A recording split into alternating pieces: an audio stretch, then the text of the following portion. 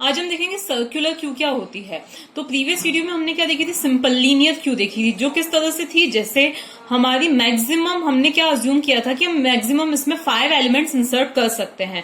तो ये 0th location, ये फर्स्ट लोकेशन, ये सेकंड लोकेशन, ये थर्ड और ये फोर्थ लोकेशन। तो 0 1 2 3 4 एन इज इक्वल्स टू क्या है, 5 है। ओके, तो हम मैक्सिमम इसमें कितने एलिमेंट्स इंसर्ट कर सकते हैं, 5 एलिमेंट्स इंसर्ट कर सकते हैं।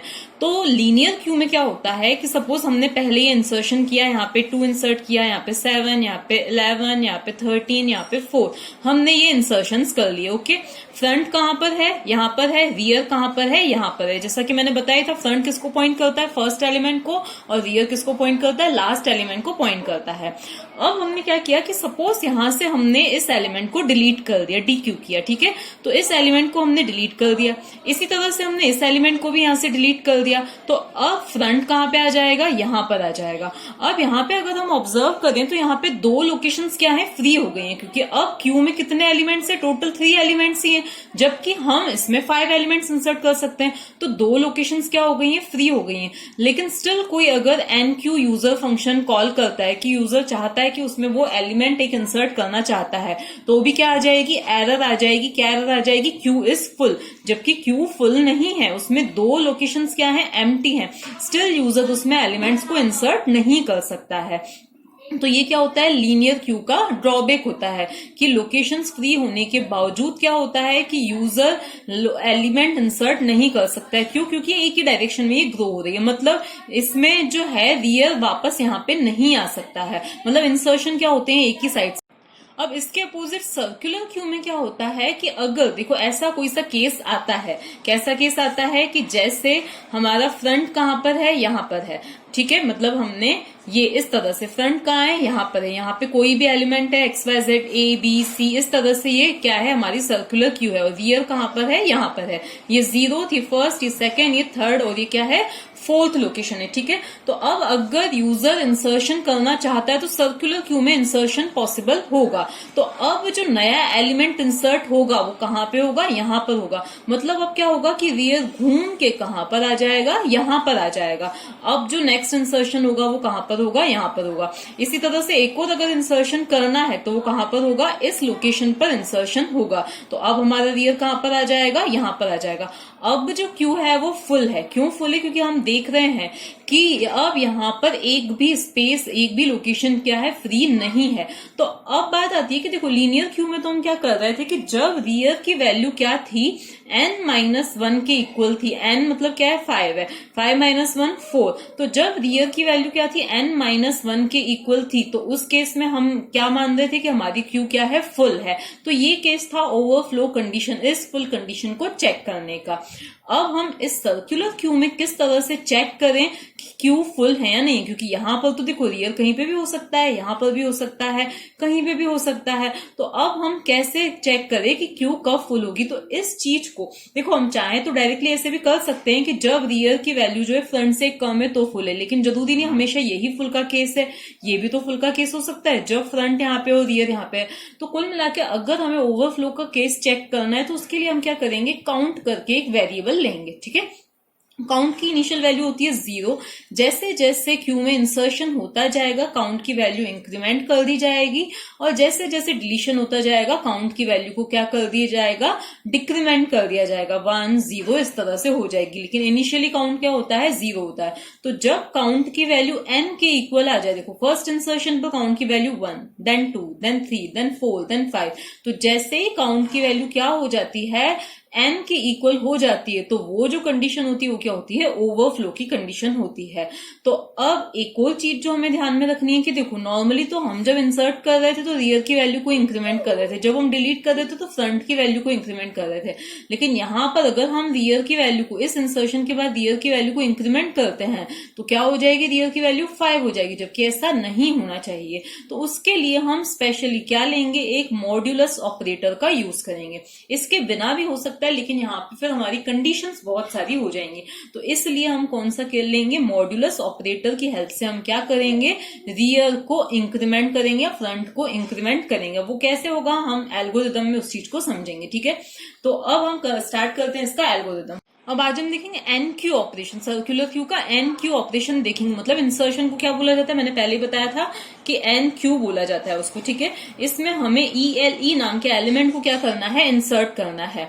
काउंट की वैल्यू इनिशियली क्या रखी जाती है, 0 रखी जाती है, ये इनिशियल कंडीशन है। फ्रंट की वैल्यू -1, रियर की वैल्यू -1 और एन की वैल्यू क्या हम अज्यूम कर रहे हैं कि 5 है, मैक्सिमम 5 एलिमेंट्स इसमें इंसर्ट कर सकते हैं। तो ये 0, first, second, third and fourth location ये हो गई।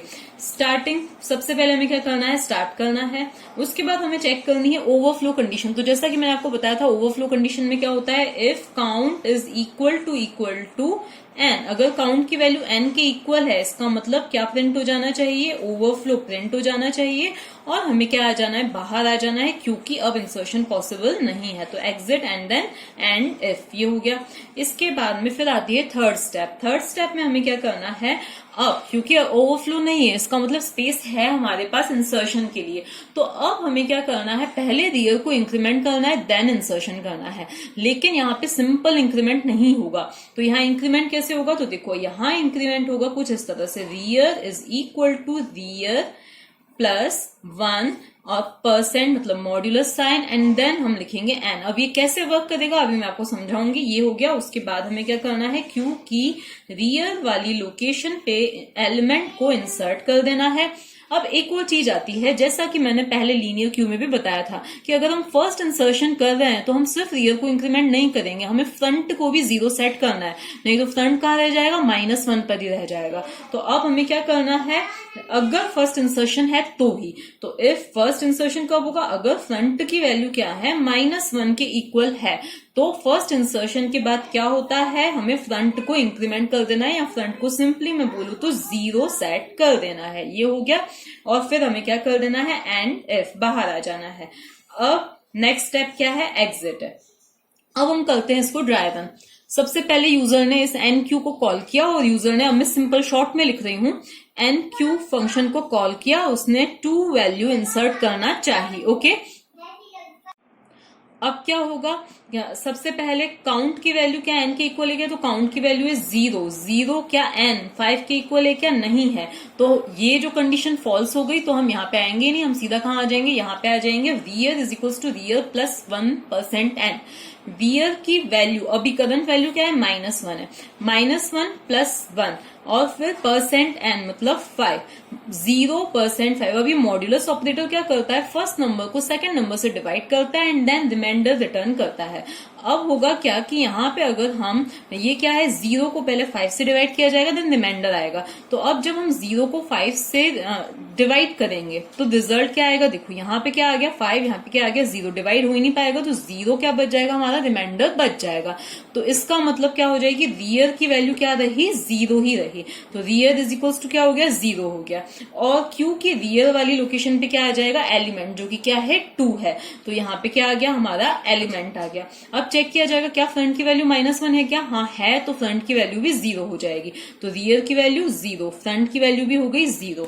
अब अगर सेकंड इंसर्शन होता है, सपोज यूजर ने 12 इंसर्ट करना चाहा, तो ELE की वैल्यू 12, क्या काउंट, सॉरी हाँ, इसमें हमें एक और चीज ऐड करनी है। क्या ऐड करनी है, हम यहाँ पे 6th स्टेप में एक और चीज कर देंगे, काउंट को हमें क्या करना है, इंक्रीमेंट करना है। क्यों करना है, क्योंकि काउंट ही ये रिकॉर्ड रखेगा कि अभी हमारे पास क्यू में कितनी वैल्यूज हैं।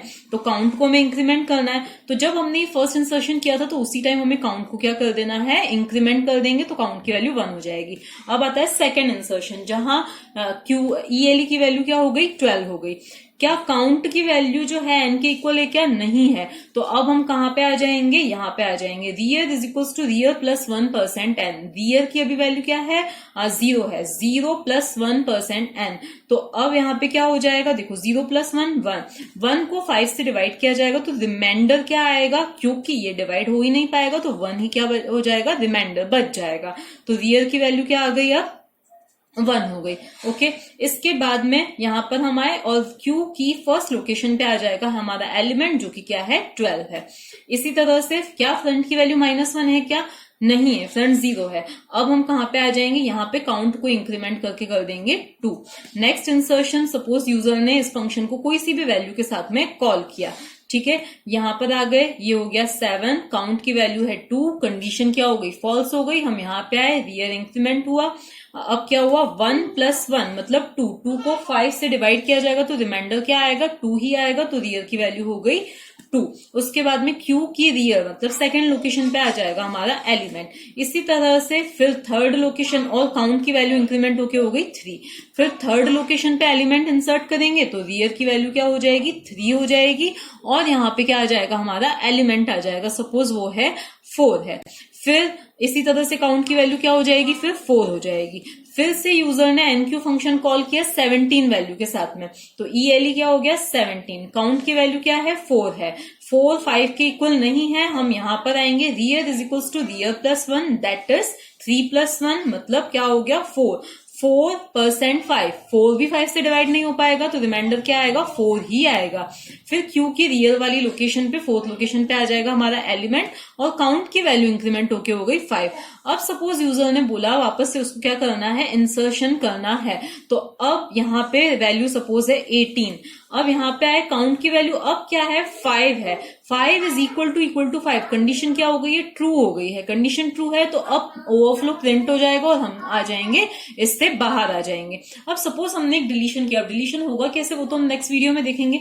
सपोज यूजर ने एक डिलीशन कर दिया है, ओके, तो डिलीशन होगा अगर तो क्या हो जाएगा, फ्रंट की वैल्यू, जैसे कि मैंने बताया था डिलीशन में फ्रंट की वैल्यू इंक्रीमेंट होती है, तो फ्रंट की वैल्यू क्या हो जाएगी, अब 1 हो जाएगी, तो फ्रंट अब कहां पे आ जाएगा, यहां पे आ जाएगा। काउंट की वैल्यू 1 से डिक्रीमेंट हो जाएगी, डिलीशन में काउंट की वैल्यू डिक्रीमेंट होती है, तो काउंट की अब वैल्यू क्या हो जाएगी 4 हो जाएगी, काउंट की वैल्यू क्या हो जाएगी 4 हो जाएगी, ओके।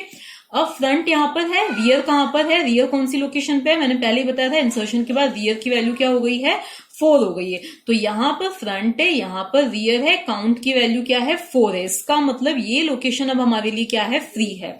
लीनियर क्यू होती तो इंसर्शन नहीं हो पाता, लेकिन ये सर्कुलर क्यू है, तो अब क्या होगा, काउंट की वैल्यू चेक की जाएगी, काउंट की वैल्यू चेक की गई, काउंट की वैल्यू 4 है, ओवरफ्लो नहीं हुए, तो अब हम कहां पे आ जाएंगे, यहां पे। अब इंक्रीमेंट देखो किस तरह से होगा, rear is equals to rear plus 1% n, rear की अभी वैल्यू क्या है 4 है, तो 4 + 1 कितना हो जाएगा, 4 + 1 कितना हो जाएगा 5, 5% n मतलब 5 को 5 से ही डिवाइड किया जाएगा, तो देखो 5 को 5 से डिवाइड किया तो 5 1 जा 5, रिमाइंडर क्या आया 0 आया, तो अब रियर की जो वैल्यू है वो क्या हो जाएगी, देखो 5% 5, रिमाइंडर क्या आया 0 आया, तो रियर की नई वैल्यू अब क्या हो जाएगी 0 हो जाएगी, और Q की रियर वाली लोकेशन पे हम जो भी एलिमेंट इंसर्ट करना चाहते हैं वो इंसर्ट हो जाएगा, और काउंट की वैल्यू क्या हो जाएगी अब 5 हो जाएगी। तो कुल मिला के सर्कुलर क्यू किस तरह से वर्क कर रही है कि अब अगर हमारा इंसर्शन अब वापस हमें यहाँ पे करना है तो रियर को इंक्रीमेंट किस तरह से कर रहे हैं, हम